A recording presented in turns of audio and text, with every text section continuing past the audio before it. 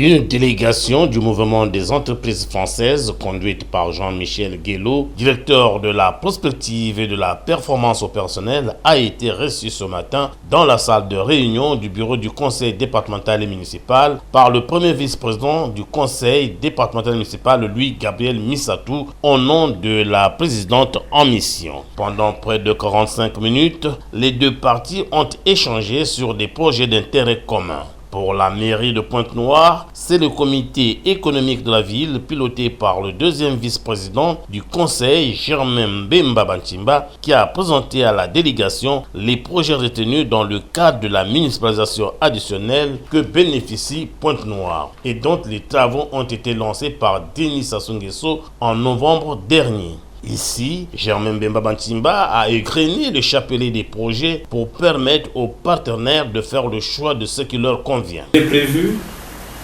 au niveau du gouvernement et au bénéfice de la mairie de Pointe-Noire, de la municipalité de Pointe-Noire, de sa commune, d'abord la construction d'un palais présidentiel interdépartemental, à cheval entre le Kouilou et Pointe-Noire, qui sont deux départements voisins.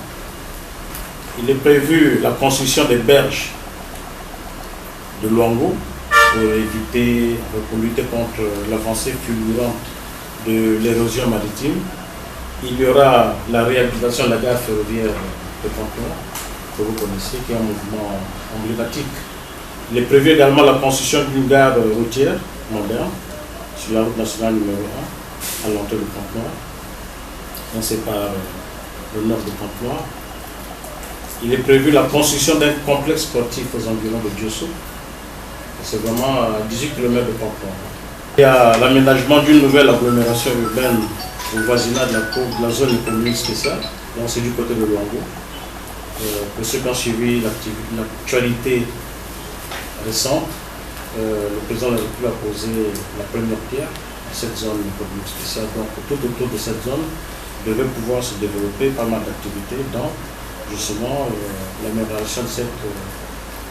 l'aménagement de cette agglomération autour de cette zone.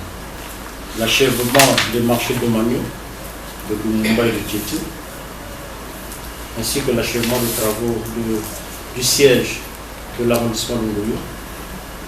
En 16e opération, la construction d'une nouvelle usine de captage et de traitement d'eau à partir du fleuve Lomé, y compris les réservoirs de stockage. Et s'agissant de la résilience urbaine, l'État a épinglé donc les érosions du plateau de Yinda qui feront l'objet d'un traitement particulier. Et dans ce cas, des financements qui seront recherchés par le gouvernement.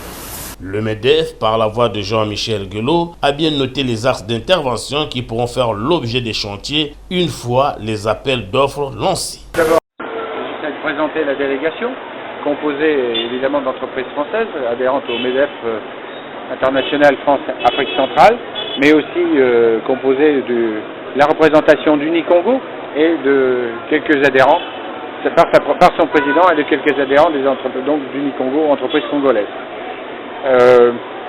Chaque service et chaque entreprise s'est présentée. Le service, la cellule économique et la mairie nous ont présenté l'ensemble de leurs projets et nous avons convenu de revenir vers eux, notamment en s'engageant pour répondre aux futurs appels d'offres à travers des partenariats entre entreprises françaises, mais surtout entreprises congolaises qui puissent répondre aux attentes de la municipalité et des habitants de Pointe-Noire. Est-ce que les populations ponténégrines peuvent avoir l'espoir d'avoir un soutien du MEDEF? Alors, le MEDEF et l'ensemble de ces entreprises sont prêtes à participer et à apporter leur savoir-faire, leurs compétences dans tous les domaines d'activité, et notamment au niveau de la délégation des représentants de la santé, de l'éclairage public, des infrastructures et bien d'autres étaient présents et se sont engagés, en tous les cas, à participer aux différentes appels d'offres qui seront lancés par la municipalité et le département.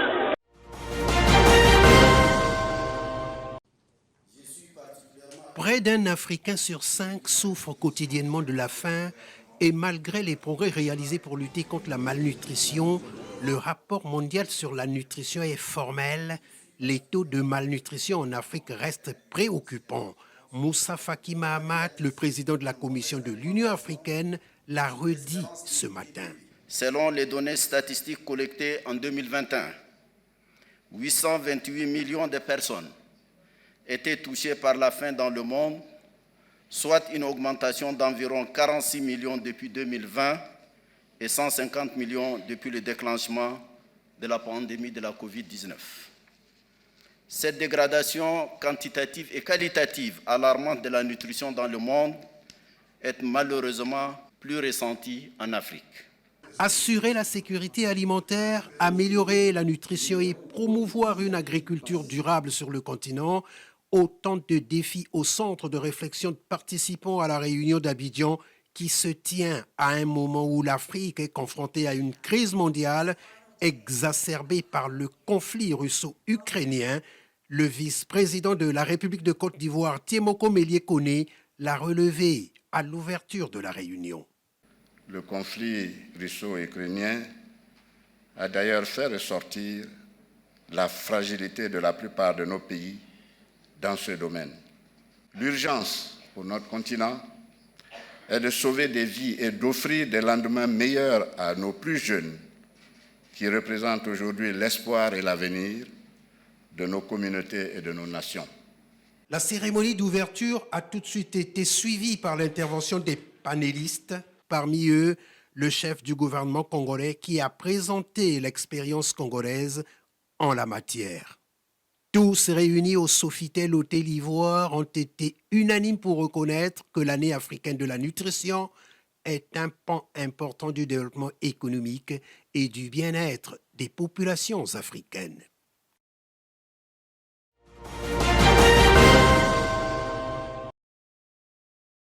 Un grand travail est en train d'être fait dans le changement de mentalité, donner à une population formée au fonctionnariat et la faire migrer vers l'initiative et l'entreprise privée. Et c'est ce qui se fait, notamment en termes d'engagement agricole. Un vaste programme est mis en place par le gouvernement parlant des zones agricoles protégées pour amener les populations des zones rurales à mieux s'organiser, à se lancer dans l'activité agricole avec l'accompagnement de l'État qui apporte tout le système d'aménagement des terres, de mécanisation et de fertilisation des sols, organisant donc ainsi les populations à moins investir parce que l'agriculture a ceci de particulier que si on laisse aux jeunes agriculteurs l'obligation d'investir seuls sur la fertilisation, l'aménagement, la mécanisation, il ne pourra pas entrer dans son investissement et ça risque de le décourager.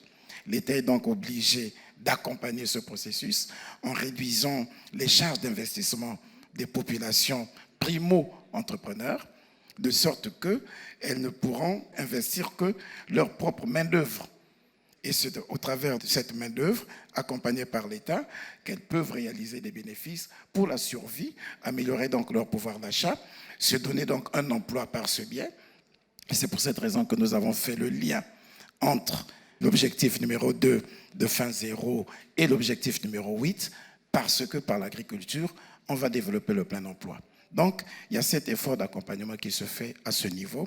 Et bien entendu, renforcer la production, c'est amener l'enfant depuis l'école à savoir produire ce qu'il devra consommer. Et il a été mis en place un programme de classe verte, notamment des jardins scolaires, et encourager les populations rurales à produire pour mettre les produits alimentaires à la disposition des établissements scolaires et réussir par ce biais la grande campagne d'alimentation scolaire qui a fait l'objet de l'adoption dans notre pays d'un programme national d'alimentation scolaire. Donc, il y a un certain nombre de mécanismes qui sont mis en place. En ce moment, l'ambition du gouvernement, c'est la formation, l'éducation, la sensibilisation des populations.